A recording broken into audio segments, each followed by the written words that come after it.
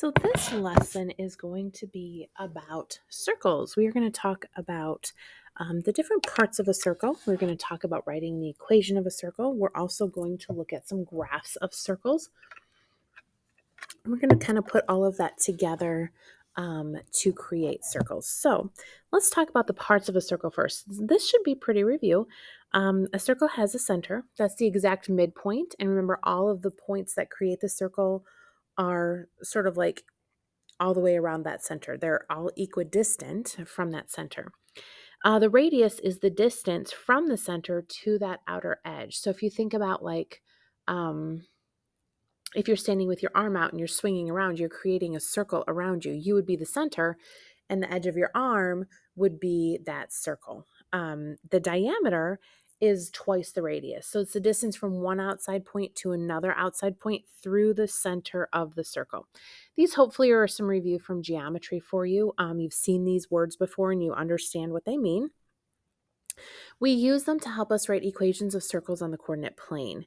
So the center of the circle is the h and the k, and the radius is the r, and the equation of a circle always takes the form that you can see here. X minus h squared plus y minus k squared is equal to r squared.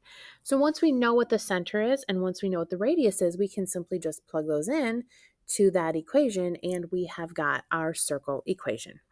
So let's kind of work through this. Here we have a center and a radius. We're going to write the equation of the circle. So we're going to start with what is our h and what is our k? Well, h is -3 and k is 2, and then r is 4. So we're going to take x minus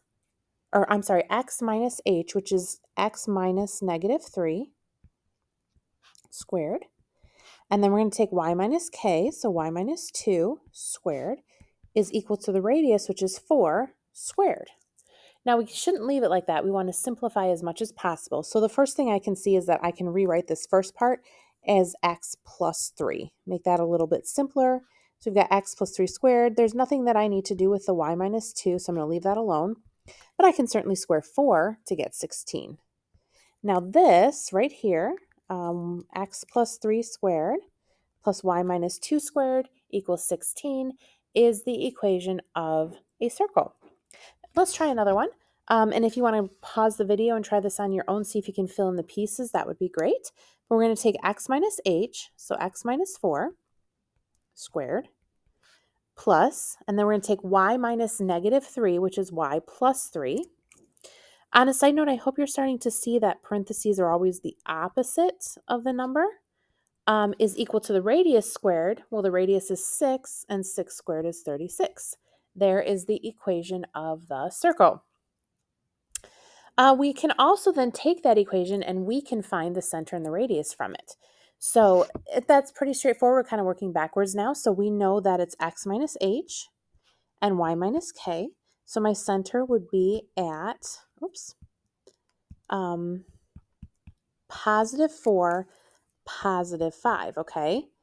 Remember that you're taking the opposite because it's x minus and it's y minus. The radius would be something squared to make 36. Well, we know that 6 squared makes 36, so therefore the radius is 6. Go ahead and try this next one. This one's a little bit tricksy because you do not have a y minus k.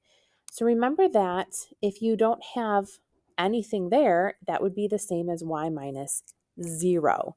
So our center is going to be at -7, 0. Our radius is going to be the square root of 9, which is 3. We have all of our information about our circle. So hopefully you can look at an equation and pick out the pieces, and then you can also take the pieces and put them into the equation. Let's look at some graphs and write an equation from the graph. So this time, instead of having the center and the radius, we're going to find them on the graph, and we're going to use that. So if I look at this graph, I can see that the center is going to be at, let's see, -2, 1, it looks like. Oops. So -2, 1 is the center. And then the radius, I'm just going to count it from the center to the outside. So 1, 2, 3, 4, 5. So r equals 5. So now all I have to do is put them in. So I've found the center, and I'm going to put that in for h and k. So I'm going to take x plus 2, remember it's the opposite, squared, plus y minus 1 squared, and that's going to be equal to my radius squared. Well, 5 squared is 25. There is the equation of the circle. Go ahead and try this next one, see what you can come up with. Fill in the different pieces. So we're going to have our center is going to be at, let's see, it looks like 6, negative 4. So I'm going to have x minus 6 quantity squared plus y minus 4 plus 4 quantity squared, hope you caught that, is equal to the radius squared. I'm just going to count the radius. Let's see, 1, 2, 3, 4, 5, 6, 7. 7 squared is 49. So this equation, I've got, x minus 6 squared plus y plus 4 squared is equal to 49.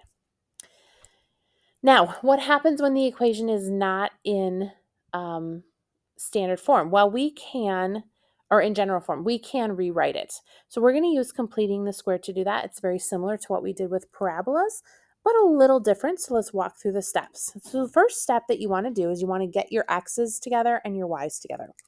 So I'm just going to rewrite this so that it is, my x's are next to each other. I'm just moving some things. Notice I'm not really changing anything.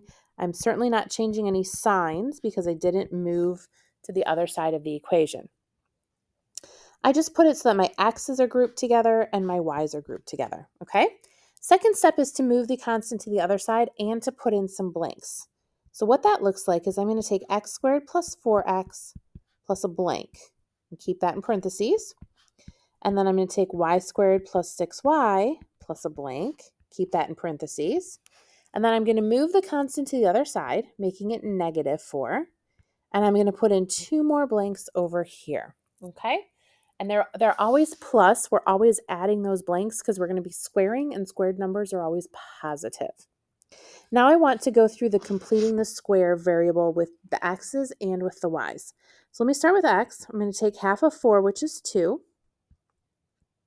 I'm going to square 2, which is 4, and that's what I'm going to write in the blanks, both on the left and on the right.